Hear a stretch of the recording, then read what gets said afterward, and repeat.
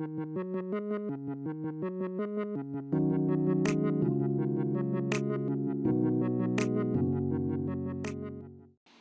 name is Lily Durning, and today I will be talking about sex discrimination in the workplace.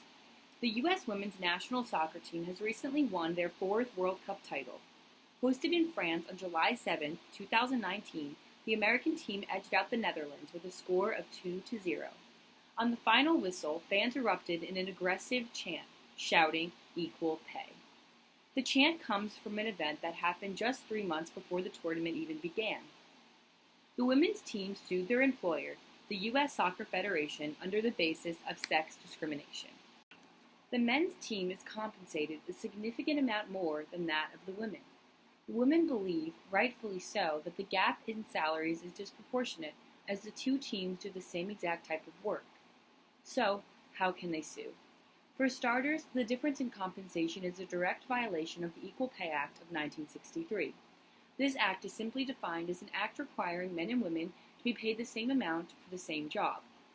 Additionally, the women's team sued for a violation of the Title VII and Civil Rights Act of 1964, which prohibits employers from discriminating employees based on sex, race, color, national origin, and religion. In charge of ensuring these acts are upheld by employers nationwide is the Equal Employment Opportunity Commission, or the EEOC. As of date, the women await a response from the U.S. Soccer Federation. Many other organizations may be affected by this demand and salary raise. For example, just days after the women's victory, Senator Joe Manchin penned a bill that would prohibit the use of federal funds that would otherwise be going towards the amenities of the U.S. Men's Soccer World Cup. As America is set out to co-host the event in 2026, there may not be enough monetary support for hosting cities and U.S. soccer at large. Although the women's team were only seeking compensations for themselves, many other organizations and the men's team are receiving threats from their external environment. To recap, the U.S. women's soccer team believe they have grounds to sue their manager on the basis of sex discrimination for a violation of Title VII and the Equal Pay Act of 1963, which is likely to affect more than just their internal environment and organization. One of the management concepts our group decided to focus on is equity theory. According to our textbook, equity theory contends that people are motivated to seek social equity in the rewards they receive for performance. Equity refers to equal treatment or fairness. Essentially, this theory is about whether or not employees feel as if they are being paid fairly for the work they are doing. This is an important concept in management because when employees feel that they are not being fairly compensated, they may question management. When someone feels that there is inequity in compensation, feelings of anger, frustration, tension, and dissatisfaction may occur. This can impact performance. Over the past couple of years, equal pay for men and women has been a very public issue. Women feel that they should be paid the same as men when they perform at the same level. According to the Census Bureau, women make 80 cents for every dollar that men make. Recently, I read an article about one of the presidential candidates who has a plan to ensure that women are paid fairly. Kamala Harris, a California senator, intends to create consequences for corporations that are not providing equal pay for men and women. Harris's plan is to remove the burden on women to prove that they were paid unequally and to shift this responsibility onto corporations that will have to prove that they are paying men and women equally for performing at equal levels. Companies will prove this by getting an equal pay certification. If they fail to get this certification, fines will be imposed on the companies. An additional part of this plan is to increase transparency of worker pay. As we've learned in this class, the job of president is a management position. It is important that people feel that they are being fairly compensated. If they feel as if they are under-rewarded for their efforts, they may not try as hard or they may be tempted to leave their job.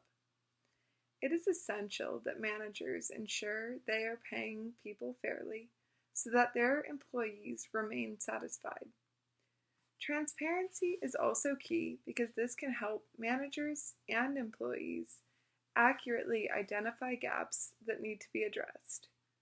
Women today are motivated to make sure that they are being fairly compensated for doing the same work as men, and this is exactly what equity theory states. Kamala Harris's plan is very important and exemplifies a good management strategy to keep all people in the United States happy. Hello, my name is Aiden, and today I'll be talking about Uber. Everyone is familiar with Uber, and many of us are frequent users of the rideshare company. Ubering has become such a norm that many of us have no knowledge about the company beyond considering it another form of transportation. Recently, as reported by the Wall Street Journal, Uber has been struggling to become profitable. One of the reasons is that drivers are tired of being hired as independent contractors. Hiring drivers as independent contractors works in favor of Uber. It cuts down Uber's costs as they do not have to provide drivers with any sort of social benefit. In return, it gives the drivers a false sense of empowerment. As defined in Chapter 10 of our textbook, empowerment is the process of enabling workers to set their own work goals, make decisions, and solve problems within their own sphere of responsibility and authority. Drivers are allowed to set their own work schedules and are not limited to the amount of hours they can work, but this does not necessarily make them independent contractors. An independent contractor should be able to manage their business, and that includes how to operate it, expand it, and find ways to increase their revenue. Sadly, for drivers, it does not work this way.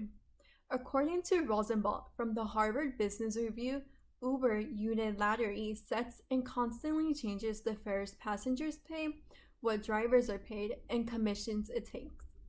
Drivers are also not allowed to collect rider information, therefore cannot build a customer base. Over the past couple of weeks, the California Senate has been debating over a new bill called AB 5. If the bill is passed, it would require Uber to treat their drivers as full-time employees. If passed, drivers would get paid as employees, which will guarantee them a minimum wage and overtime protection. They will also be provided government protections such as collective bargaining rights and protection against gender and race discrimination. Uber's CEO has commented on the bill and has stated that classifying drivers as employees instead of independent contractors would pose a risk to their business, but did not mention what those risks would be. To summarize, Uber's management is trying to cut down its expenses by denying drivers of their basic entrepreneurial rights as independent contractors. Drivers feel as though they are not being treated properly and fairly and have decided to take a stance against it. While Uber continues to struggle with its profits, it should consider taking a look at its overall business model instead of continuing to ignore the voices of the drivers that help to run the organization. Hey, my name is Knox Watson, and I'm going to talk about the term empowerment. In 2019, Four Seasons Hotel was named for the 22nd consecutive year one of the top 100 companies to work for by Fortune and Great Place to Work, which is a global research and consulting firm. Additionally, in 2017, it was named Great Place to Work Legend. So why is Four Seasons so successful in being ranked so highly year after year, being one of only 8 companies to remain on the list every single year since the list has been created? One of the keys to their success is employee empowerment, according to Ed Evans, who's the Four Seasons Executive Vice President and Chief Human Resources Officer. So, empowerment, according to Chapter 10 of our Fundamentals of Management textbook, is defined as the process of enabling workers to set their own work goals, make decisions, and solve problems within their sphere of responsibility and authority. This is tied in with the idea of participation, which is giving employees a voice in making decisions about their work. Empowerment as a means to participate at work is a very powerful thing.